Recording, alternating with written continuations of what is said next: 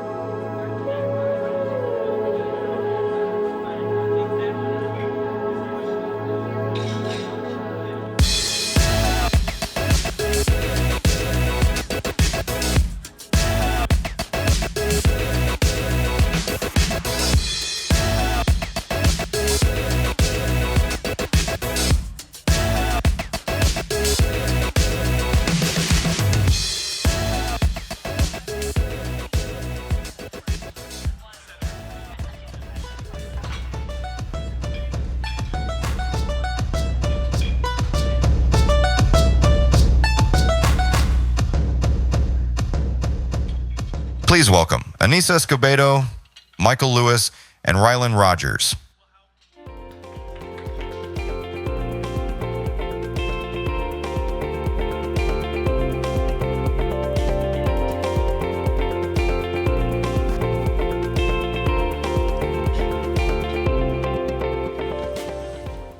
So good afternoon. My name is Rylin Rodgers. I'm a middle-aged white woman with gray and brown hair wearing all green. And it is my pleasure to welcome you to the best session of the conference. Because this is one of my favorite topics, because it is a topic that is long overdue and progress that has been happening locally and globally. And I think I will quote Senator Tammy Duckworth, and it falls under the category of about damn time. So we will start by introducing ourselves, and I'm having trouble with our clicker working. So I wonder if the magic behind me is able to advance our slide. There we go. So we'll start on the other side of our panel, and we're going to share who we are and why we are passionate and engaged around the discussion of wage equity for disabled people. So my name is Anisa Escobedo, and I am the Systems Change and Special Projects Coordinator for Tri-County Independent Living. I am a 35-year-old individual that has disabilities, and I am the Council Vice Chair for the California Independent Living Council, as well as a proud member of the National Council on Independent Living. And why are you passionate about wage equity? I'm passionate about wage equity because I've lived receiving sub-minimum wage. And I believe just because we have a disability, if we have the right resources, the right tools, and the right people, we can. Why should we be paid sub-minimum wage? So. Excellent. Michael? Hi everyone, Michael Lewis. I am the Vice President of Policy at the American Association of People with Disabilities. I am a 38-year-old white male wearing a gray suit and a red tie. I also have cerebral palsy, so I'm disabled myself. And AAPD was founded to advance the rights of the over 60 million Americans with disabilities.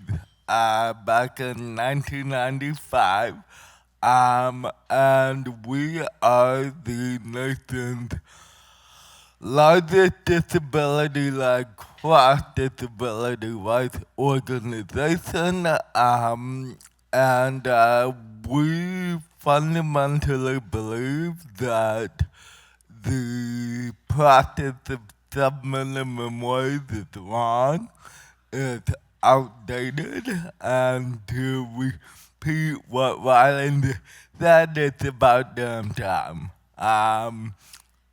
We are operating under a law that is over 80 years old. 80 years ago, most people didn't have cars. People still rode around on, horses in some parts of the country. So, we moved forward and all other areas of life and have left behind other outdated ideas, and sub-minimum wage is one of those ideas whose time has come. Yeah, and as I mentioned, I'm Rylin Rodgers, and I'm the Disability Policy Director at Microsoft. And at Microsoft, we view accessibility as a fundamental right. And when you take that frame of fundamental rights, there's no place for wage inequity. We have to hire talent in a way that is equitable, and the pay matches that. So I'll talk more about the business case as we go forward. But we wanted to level set. We're focused large parts of our conversation today in the United States, but we recognize that this is an issue that exists elsewhere. We'll talk a little bit about that. But Michael, can you start us off with the basics? What is sub-minimum wage and what is 14C? Yeah, the sub-minimum wage is defined as the pay rate that falls below the legally mandated sub-minimum wage. Back in 1938, during the Great Depression, as part of Franklin Roosevelt's New Deal, he passed a series of legislation to ensure the working and economic rights of Americans. One of them was the Fair Labor Standards Act of 1938, which established a federal minimum wage. And as part of that law, there is a section of that law known as 14C, which at the time, 86 years ago, they thought, it'd be really nice to provide opportunity for people with disabilities to get jobs, but we're going to create a part of the law that will allow certain entities to hire people with disabilities but pay them less than what we would pay people without disabilities at less than the minimum wage. And so that section of the law allows the Secretary of Labor to grant certificates to employers to pay sub-minimum wages for people with disabilities. According to a recent report, within the past couple of years, those wages average about $3.34 an hour, which is less than half of the federal minimum wage of $7.25, which was last increased back in 2007 or 8. And these regulations that govern the use of sub-minimum wage certificates were last updated in 1989. So it's been 35 years since these already then outdated regulations have been updated. I'll never stop noticing the irony that it's the Fair Labor and Standards Act that is used to prevent disabled people from having fair wages. So we are in this place where there has been progress. Can you give us a look of the state and what's happening in terms of states going ahead and changing laws, or states that have not changed the law but no longer have certificates? So we have several states around the country, I believe about 14, who have done away with sub-minimum wage certificates at the state level. Most recently was the state of Illinois, which passed their law only, 10 days ago, 2 weeks ago? 2 or 3 weeks ago. It's recent. Very recent, and that has been an ongoing fight. Maine, New Hampshire, but not just blue states. It's all different kinds of states. Kansas got rid of the past legislation. They tried but failed this past year in Utah. And they recently did it in Virginia, which is led by a Republican governor. So this has broad bipartisan support throughout the country. They are slowly unwinding the use of 14C, doing away with it, and the data nationally has thankfully showed a very steady decline in the number of birth certificate holders and the number of people that are employed under 14C, but we still have work to do. Yeah, I should clarify, because you talked red states and blue states, and we're sharing a graphic that is a map of the United States with states covered in red and blue. In this case, it is not trying to depict the political persuasions of that, but instead, that's the states on our map that are blue are states that have made a legislative change to N14C, and red represents where they haven't made a legislative change, but no certificates exist. And you could see teeny tiny red for where we're sitting right now. In Washington, D.C., there's not a legal prohibition against it, but there is no use of 14C in Washington, D.C. So there's a mix of things happening around the country and progress being made, but if you have the opportunity to look at the map, that it's still mostly uncolored states, so a very disconnected environment in terms of businesses and disabled people to operate. And then I love your point about the change, because one of my favorite data points that we're learning from the states that have changed is that when a state stops using 14C, the disability employment rate increases. So we're at a conference talking about disability employment, and Senator Harkin's call to double and close the gap. And we now have the data that this is an important policy change to address that. But I want to get to what it means for real people. And I know that we have the opportunity to sort of hear about your experience, what it meant for you, how you got change to happen at an individual level, and what you see as the path forward. Yeah, so my name is Anisa Escobedo. Like I said earlier, I work on systemic issues that affect individuals that have disabilities, everything at the county level and state level and now national level. And I really, truly believe in the work that the Centers for Independent Living do on this work, on this subject, which is a sub-minimum wage.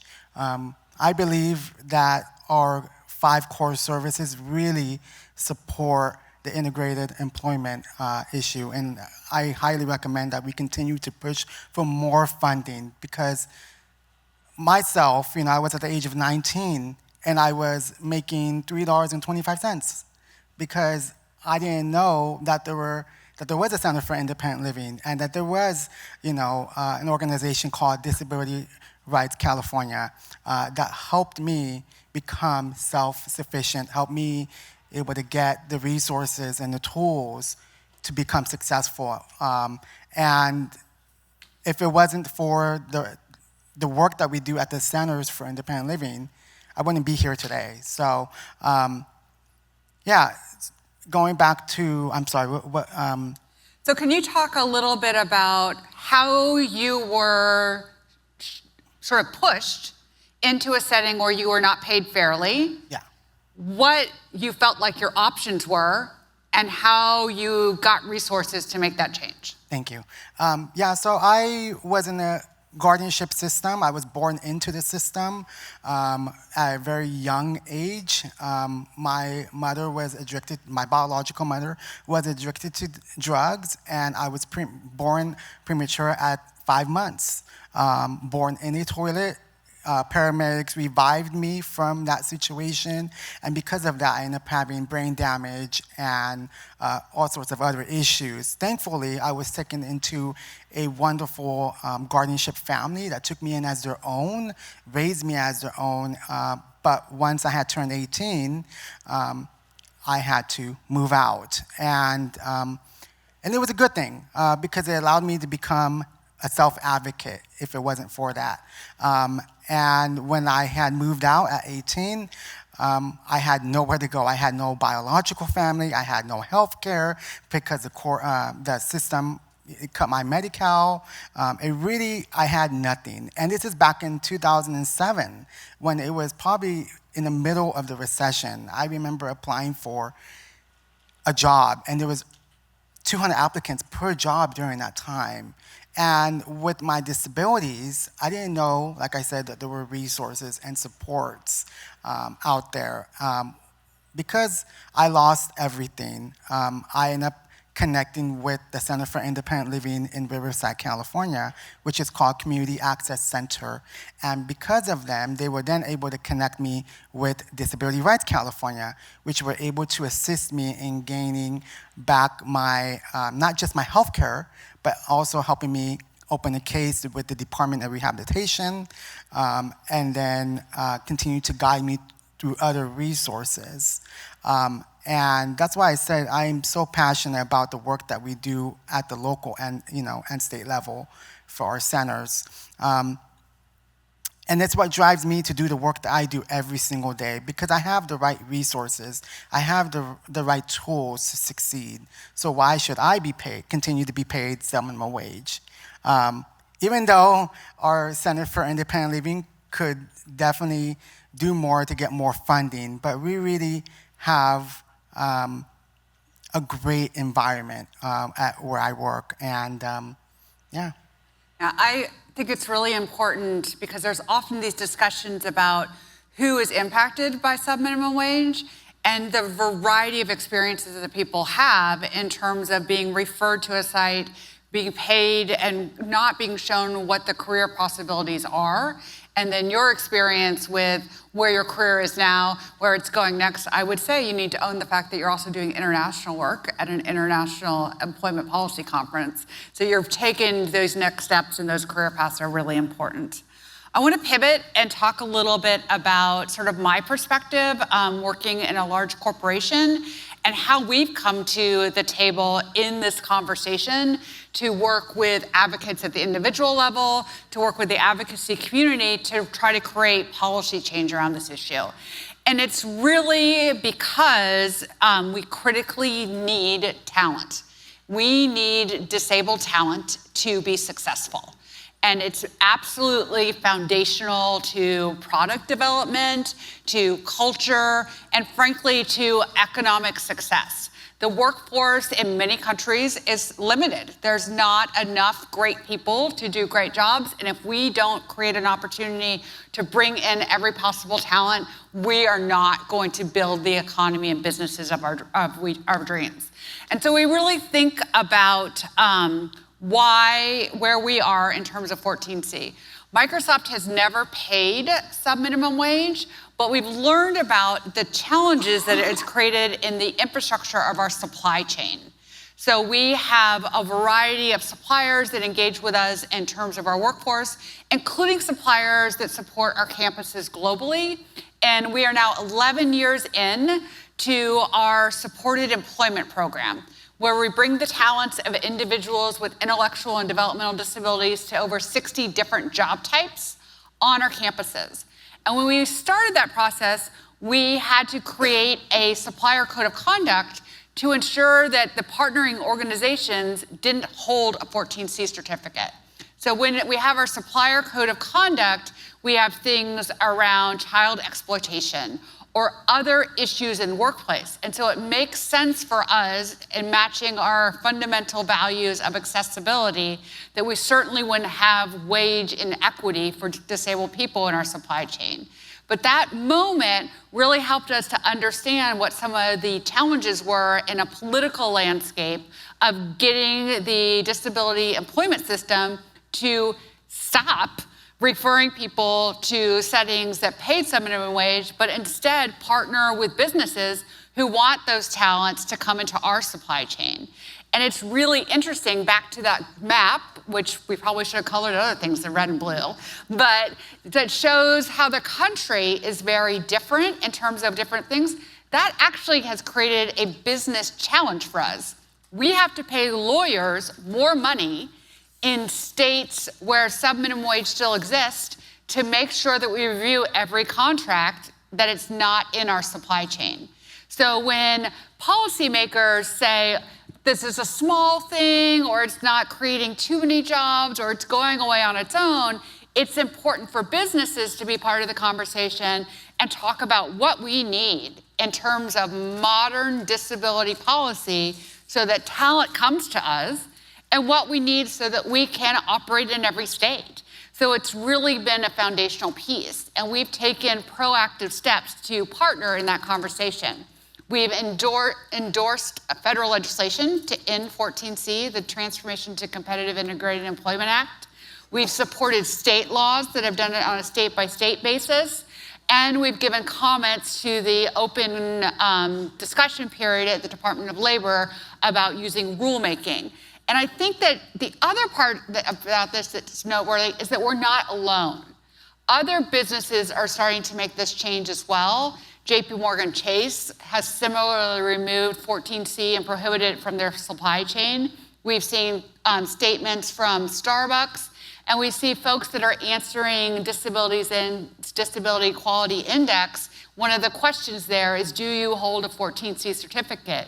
And in the last year's survey, every company that answered it answered no. So when we look at the economic landscape of the country, we're in a place now where policy is behind, and we need to come together as businesses, policymakers, employers, the disability community to finally create significant change in this area. So Michael, can you tell a little bit about the work that you've been leading a coalition with the community? So, yes, AAPD, we are part of a coalition called Minimum Wage, and over 127 organizations are part of it.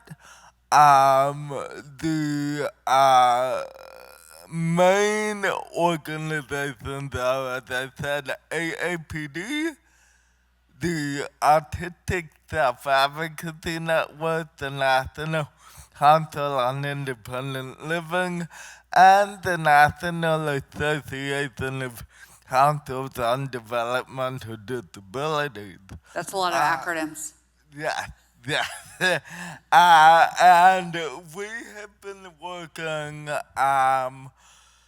very hard on both the legislative front and the regulatory front to earn the minimum wage and ensure that people with disabilities are paid a fair wage for equal work and equal wage for equal work, and that they have the support that they need to be able to be successful at their job and to do the job that they want to do.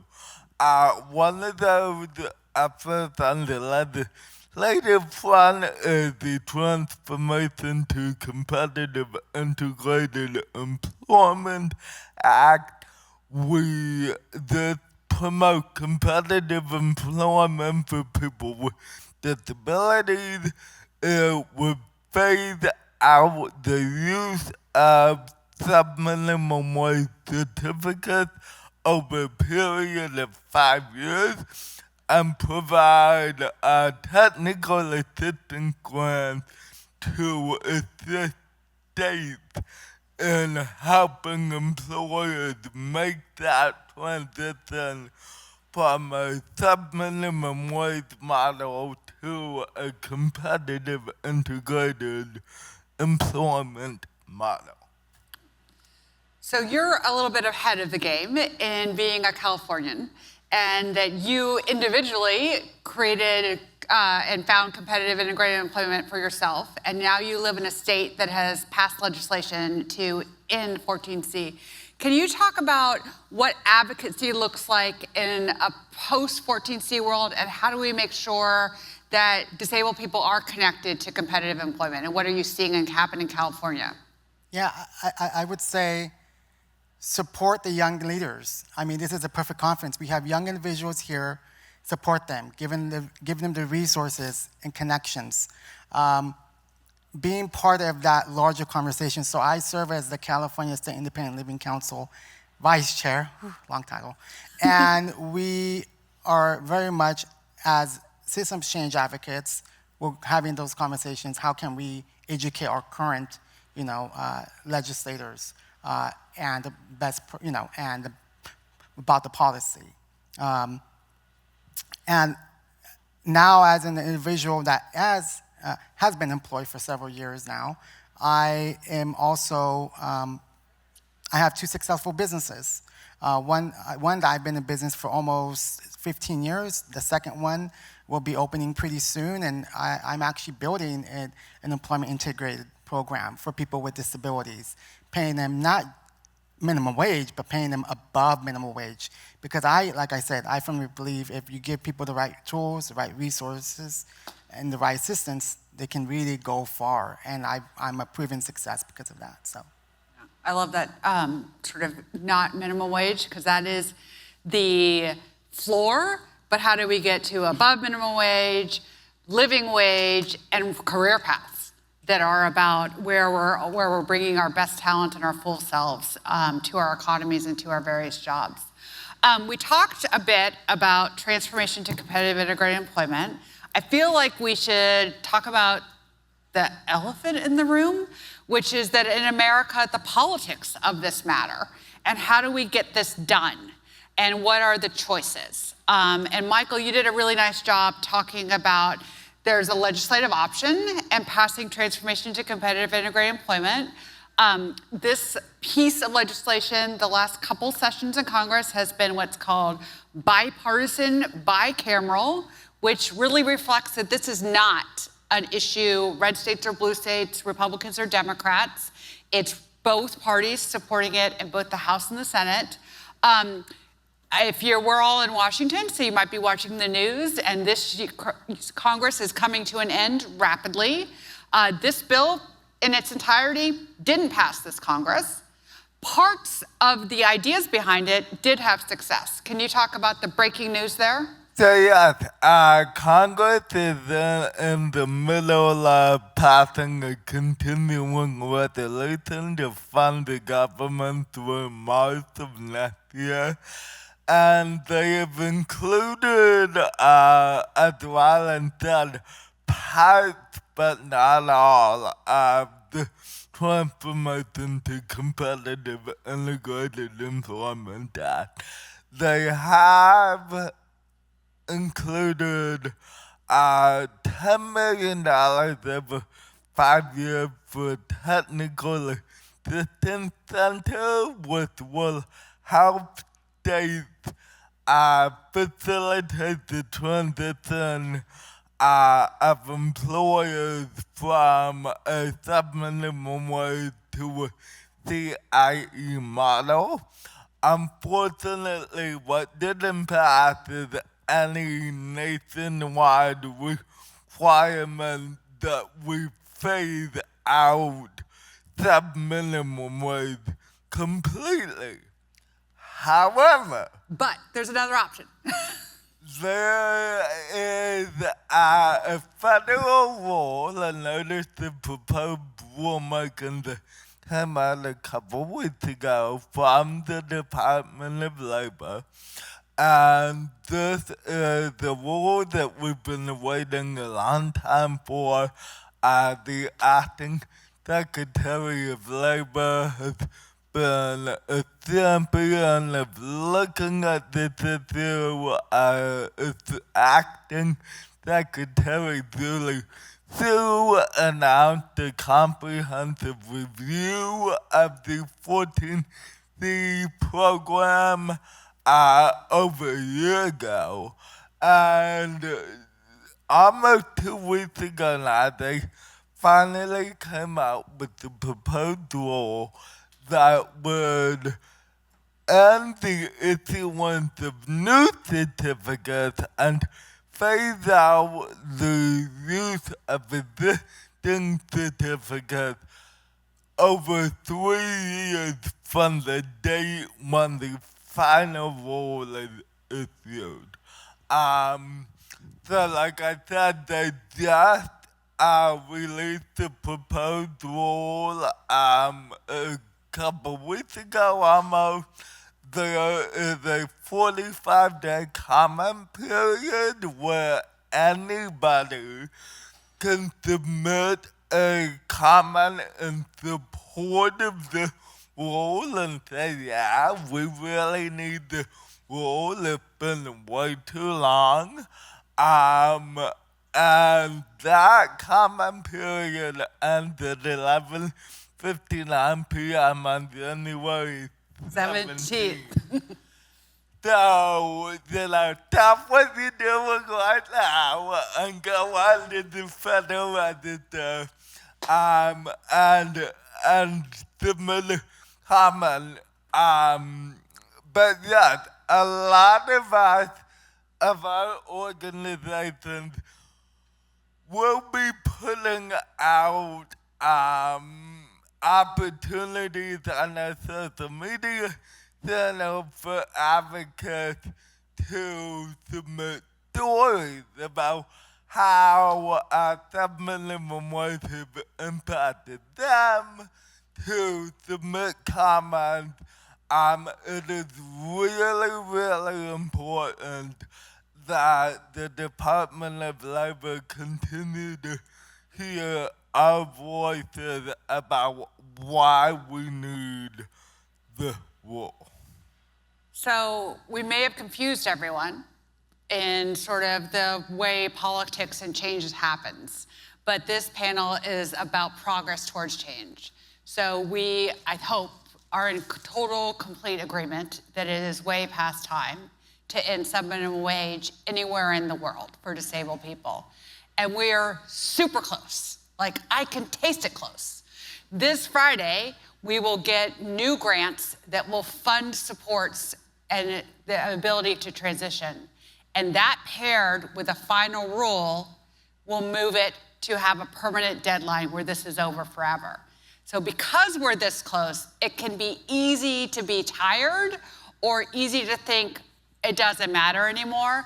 But in order for this to get over the finish line, it's the right time for everyone to engage, for employers to engage, to make the economic case for why this is critical to move business and the economy forward. For individuals with lived experience to engage, to share what has changed in their lives, and for the community as whole to engage. And it's a real chance, or I like to say, to turn in our homework more than once.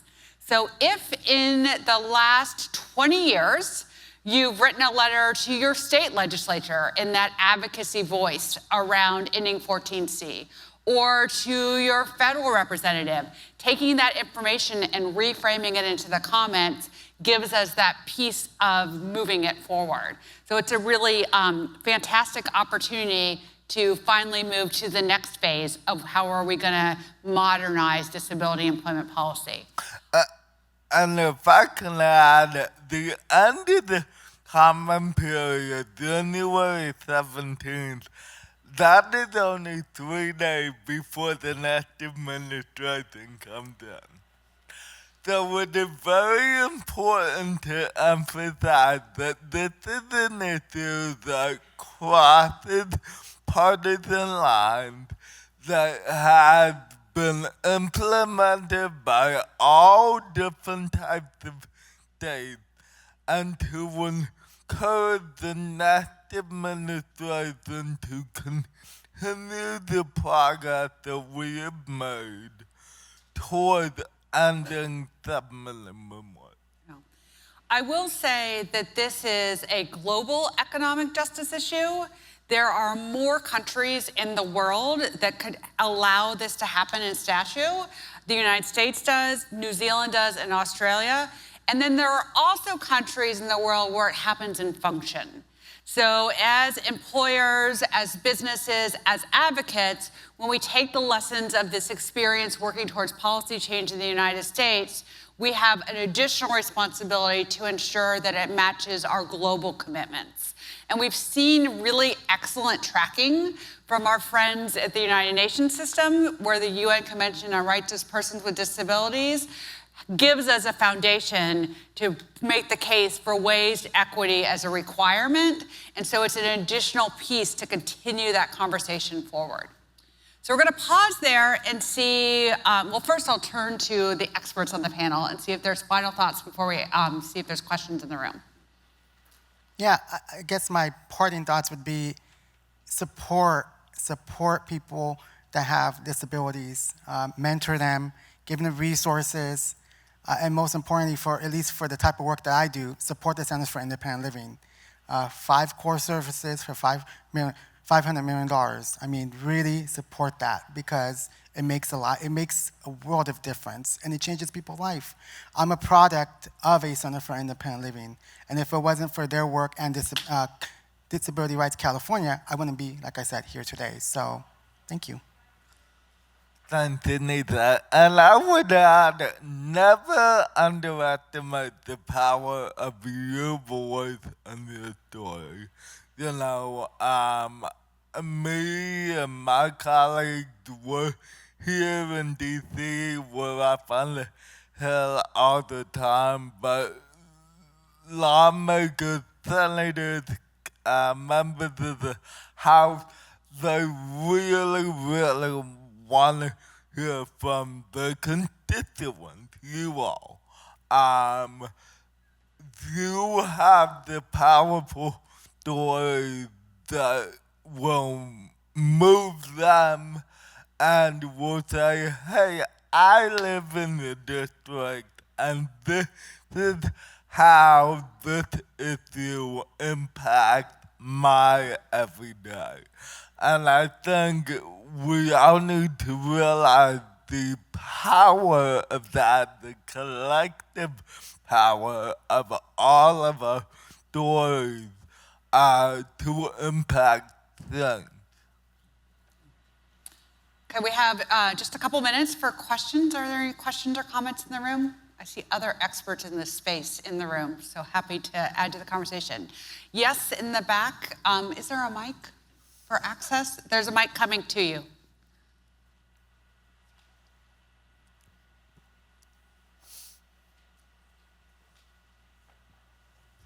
Hello. Firstly, thank you all so much, not only for this terrific panel, but for all of your advocacy on this issue. I'm Colin Kellick, Executive Director of Autistic Self-Advocacy Network. One thing that I've been surprised not to hear more discussion about or to see research on is the potential negative impact of 14C on people with disabilities in the wider labor market.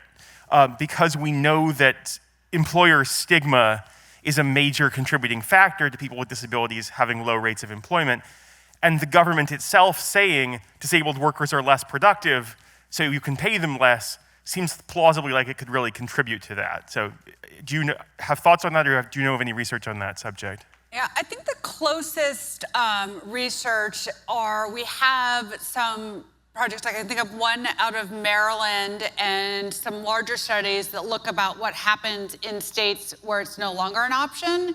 And it really confounds some of the expectations, because one of the narratives is that it will limit options, or I hesitate to use this word, but choice in terms of work settings. And I have a lot to say about that we can discuss over drinks later. But that's one of the narratives, and what you see actually happens is the rates of disability employment go up. And it's to your point, because several things change. The system shifts. You know, where people are referred in terms of employment options shift. And certainly, if I'm seeking employment and before I was told if you want to join the workforce, you can work over here for $1.50 an hour, or now I'm told, hey, you have these great talents and let me help get you connected to work on a Microsoft campus for $35 an hour. I'm going to be more interested in joining the workforce in one of those math situations. And also, when the support systems that are wraparound, whether it's Medicaid waiver or others, are shifting to support competitive integrated employment, it changes the calculus in terms of what do we need to be successful. And when we learn about universal design. So there's lots of follow-along pieces, and I'm really pleased that there's now the data to show that what really does happen is employment rates go up. It's not just that wages go up, it's that overall disability employment rates go up when you end 14C. And there's also been a recent article in the Journal of American Medicine, of the American Medical Association, that looked at the minimum wage and the social determinants of health. And what the finding is that people that are in competitive integrated employment, not only is their wages better and this and that, but they are overall have better health indicators. They're more happy. They're physically healthier. You know, so I think to answer the question is a lot of the sub-minimum wage,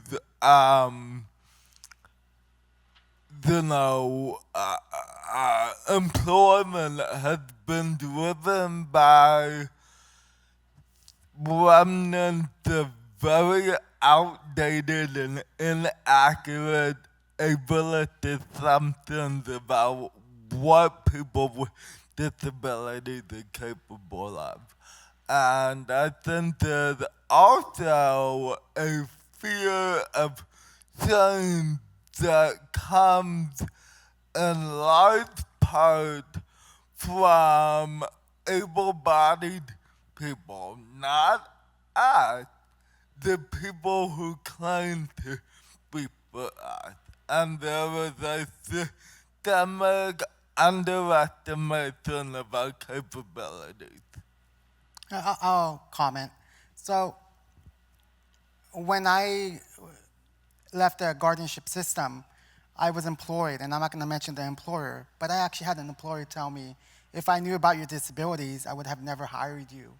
And that led me to then accept that, hey, I guess sub-minimum wage is for me. And I ended up working in that sub-minimum wage program for 2 years, barely making ends meet. and I was homeless. I had nowhere. So it does take an emotional effect on you. But also, when you leave from that program, it also takes a whole emotional toll on you, right?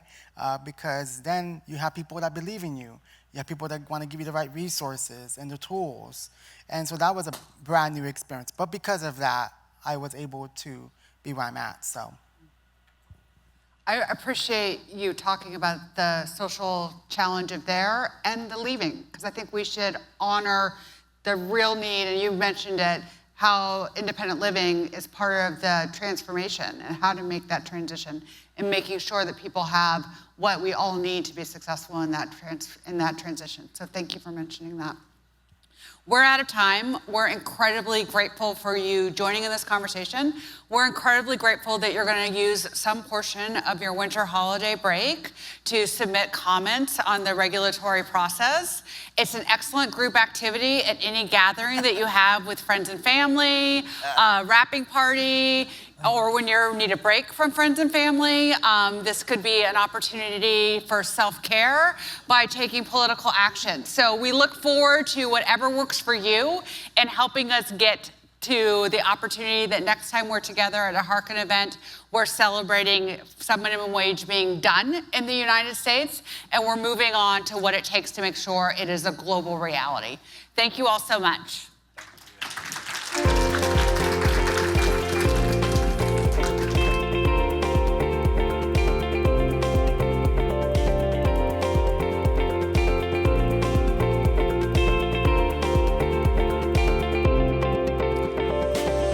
We'll take a 15-minute